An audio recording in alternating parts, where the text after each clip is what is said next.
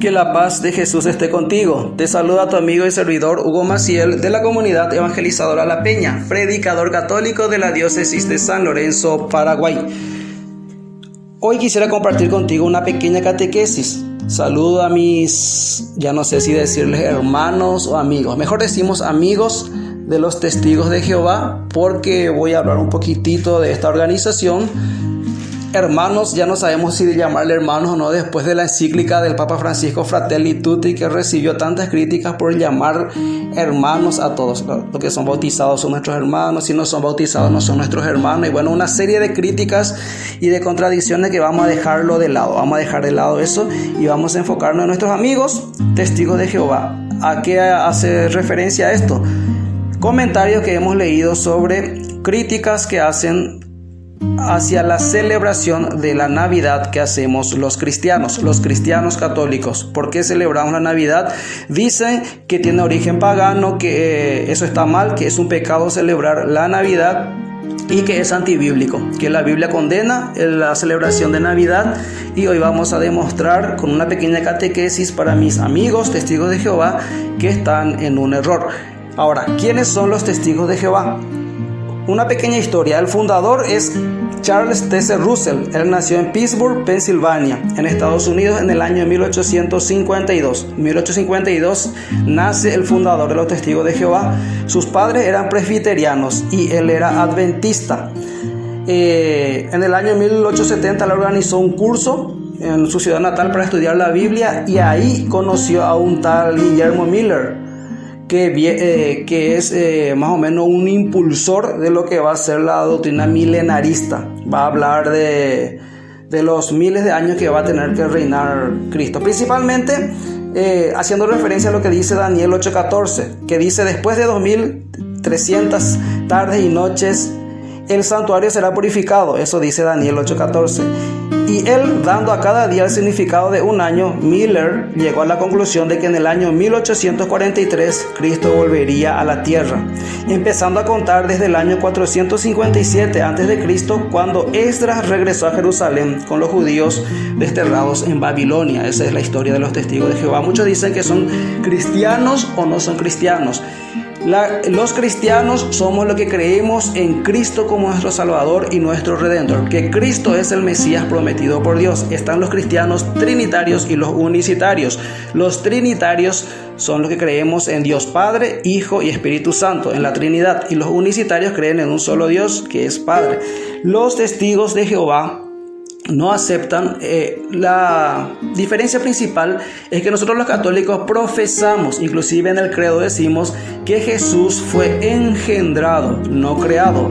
Ellos es al revés. Ellos dicen que Jesús fue creado y no engendrado. Ahí hay una gran diferencia. ¿Qué es lo que celebramos nosotros en la Navidad? Volviendo a nuestro tema, esto es para obedecer un poquitito la palabra de Dios, que nos dice en primera epístola de San Pedro, capítulo 3, versículo 15, que dice: al contrario, dad culto al Señor Cristo en nuestro interior, siempre dispuestos a dar respuesta a quien os pida razón de vuestra esperanza. Para dar respuesta a estas críticas es lo que hacemos esta pequeña catequesis donde vamos a hablar de qué es para nosotros la Navidad y qué es lo que celebramos los cristianos católicos en la Navidad. Entonces, lo que celebramos es la venida de Jesús en carne. Según una santa de la Iglesia Católica, hay dos acciones que indican que una persona verdaderamente ama. O sea, para distinguir el amor existen dos acciones. Uno es el sacrificio, el sufrimiento. Uno, cuando sufre y se sacrifica, puede decir que verdaderamente ama. Eso lo demostró el Dios hecho hombre, Jesús, al sacrificarse y al dar su vida por nosotros, lo que conocemos como la Pascua, pasión, muerte y resurrección de Cristo. A través del sacrificio nos demuestra su amor. Otro es la humillación, la humillación de la persona. Si una persona se humilla y si una persona es humilde, demuestra que tiene amor. Eso lo hace Cristo en el otro acontecimiento más grande que marca la historia de la humanidad, lo que estamos celebrando en estos tiempos, que es la Natividad. ¿En qué sentido Jesús se humilla? Y esto que voy a decir es muy fuerte. Jesús se humilla en el sentido de que, siendo todo un Dios, Dios se pone de rodillas ante la humanidad, haciéndose un niño indefenso. Dios se humilla ante la humanidad, se somete al cuidado de sus padres, de María y de José. Se hace hombre, se hace un niño indefenso. Tiene que cuidar, proteger, educar al niño sus padres. Entonces se somete a lo que es la ley humana. Se hizo hombre, se anonadó, se despojó de su condición divina, se hizo hombre como tú y como yo. Ese misterio, ese ejemplo de amor, esa humillación de este Dios es lo que nosotros como cristianos católicos creemos, que Jesús se hizo carne, se encarnó y se hizo uno del género humano. Ahora, ¿por qué debería ser pecado celebrar que mi Salvador vino en carne? Y acá está la diferencia con nuestros amigos de los testigos de Jehová, que ellos no aceptan que Jesús es Dios. Para ellos Jesús fue creado, Jesús no es Dios. Nosotros creemos que Jesús es verdadero Dios y verdadero hombre. ¿Por qué entonces debería ser pecado celebrar que mi Salvador vino en carne? Porque si no hubiese venido en carne mi Salvador no sería mi Salvador, no me hubiese podido salvar, porque Él se entregó en la cruz por amor a mí, por mis pecados. Entonces, si no se hubiese encarnado, yo no tendría salvación.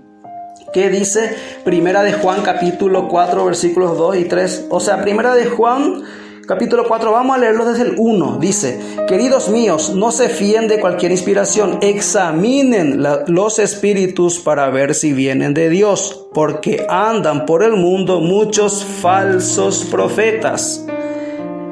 El versículo 2: ¿quieren conocer al Espíritu de Dios?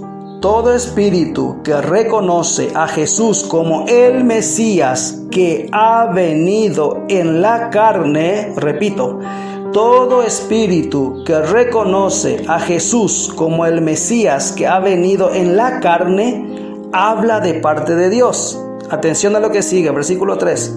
En cambio, si un inspirado no reconoce a Jesús, ese espíritu no es de Dios. Es el mismo espíritu del anticristo.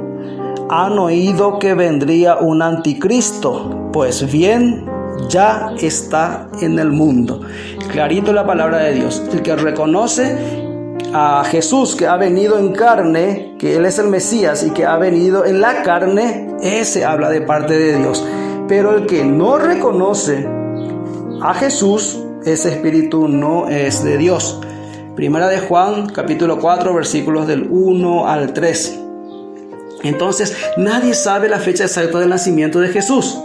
Se habla de que en el siglo IV, no hay datos, no tenemos libros históricos, en la Sagrada Escritura no figura la fecha exacta del nacimiento de Jesús. Nos dicen que en el siglo IV los primeros cristianos ya celebraban ellos la Pascua como el acontecimiento más grande, pero en el siglo IV decían lo que acabamos de decir: Él ha nacido en carne, es un hecho grande, portentoso en la humanidad que ha ocurrido y tenemos que celebrarlo. ¿Cómo lo celebramos? ¿Qué fecha? No sabemos. Los romanos celebraban el día del sol, el 25 de diciembre, el 24 la noche más larga, luego el 25 el día del sol. Jesús es nuestro sol. Entonces, el 25 de diciembre. En Occidente, en Oriente, el 5 de enero celebraban ellos lo que es la Epifanía, la manifestación del Señor. Entonces la iglesia va a unir, la iglesia de Occidente y de Oriente se va a unir y va a hacer una gran celebración, la celebración de la Navidad, que va a arrancar el 24 de diciembre y va a terminar el 6 de enero con la Epifanía, la Navidad y la Epifanía, una gran celebración. Así surge que celebremos. Ahora, ¿está mal celebrar, apartar un día, que un día sea especial? O sea, eso, que nadie sepa qué día nació Jesús, ¿eso me prohíbe celebrar el nacimiento de mi Salvador y celebrarlo el día que yo quiera? Pues no. ¿Qué nos dice Romanos 14:4 en adelante? Dice: ¿quién eres tú para juzgar al criado ajeno? Que se mantenga en pie o que caiga, solo interesa a su amo. pero quedará en pie, pues poderoso es el Señor para sostenerlo. Atención a lo que dice el versículo 5.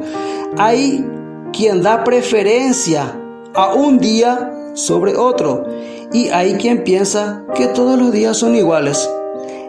Aténganse cada cual a sus convicciones. El que se preocupa por los días lo hace por el Señor. El que come lo hace por el Señor, pues da gracias a Dios. Y el que no come lo hace por el Señor y da gracias a Dios. Porque ninguno de vosotros vive para sí mismo, como tampoco muere para sí mismos. Pueden leerlo todo el versículo 14. No juzgar, porque Dios es un Dios de vivos y de muertos, va a decirnos los siguientes versículos. Que no te inquiete y no juzgues que para una persona un día sea más especial que otro, pues para nosotros este día es muy y más que especial, y por eso lo celebramos. ¿Eso es pecado? ¿Tienen con qué criticarnos? Pues no. Critican que es una fiesta pagana, que es una fiesta mundana. Los del mundo hacen lo que quieran. Nosotros somos de Cristo. Lo va a decir en 1 Corintios 10, 23. Por ahí va a decir que somos criatura de Cristo. Nosotros ya no somos del mundo. Entonces, ¿es de origen pagano? No. Estamos celebrando una fiesta cristiana. ¿Dónde está eso en la Biblia? ¿Dónde está eso en la Biblia? Lo leímos en el Evangelio del domingo pasado, el nacimiento de Jesús. ¿Quién anuncia el nacimiento? ¿Está la natividad en la Biblia? La Navidad está en la Biblia. Lucas capítulo 2, versículos 8 al 14. Nos dice la palabra de Dios. Había en la misma comarca unos pastores que dormían al raso y vigilaban su turno por durante la noche su rebaño. Se les apareció el ángel del Señor. El ángel, recordemos, es mensajero de Dios, solo dice lo que Dios le dice. La gloria del Señor los envolvió en su luz y se llenaron de temor. El ángel les dijo: no temáis, pues os anuncio una gran alegría, que lo será para todo el pueblo. Os ha nacido hoy en la ciudad de David un Salvador, que es Cristo Señor. Esto os servirá de señal: encontraréis un niño envuelto en pañales y acostado en un pesebre. Esto es hasta el versículo 8 al 12.